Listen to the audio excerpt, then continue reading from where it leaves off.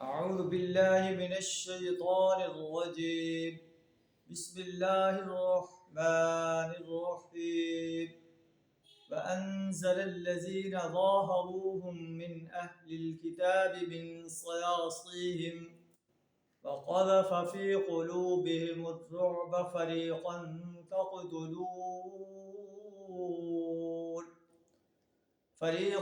تقتلون وتأثرون فريقا وأورثكم أرضهم وديارهم وأموالهم وأرضا لم تطئوها وكان الله على كل شيء قديرا.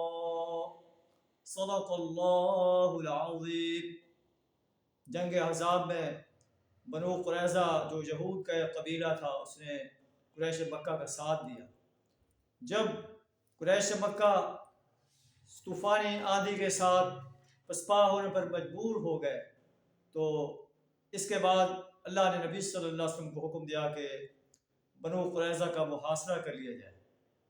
محاصرہ کیا گیا. کچھ دن بعد انہوں نے اپنے آپ کو نبی صلی اللہ علیہ وسلم کے حوالے کر دیا اور ان کے لیے یہ فیصلہ کیا گیا ان کے جنگجو اور مردوں کو قتل کر دیا جائے، عورتوں اور بچوں کو غلام بنا لیا جائے.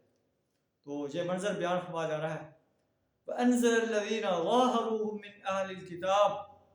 پھر اہل کتاب میں سے جن لوگوں نے حملہ آوروں کا ساتھ دیا تھا اللہ ان کی گڑیوں سے انہیں اتار لایا اور ان کے دلوں میں ایسا روب ڈال دیا آج ان میں سے ایک گروہ کو تم قتل کر رہے ہو اور دوسرے کو قید کر رہے ہو.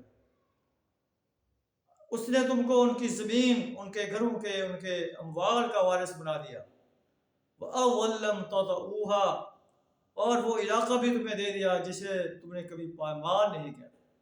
وَكَانَ اللَّهُ عَلَىٰ كُلِّ شَيْءٍ قَدِيرًا، اللہ ہر چیز پر قادر ہے.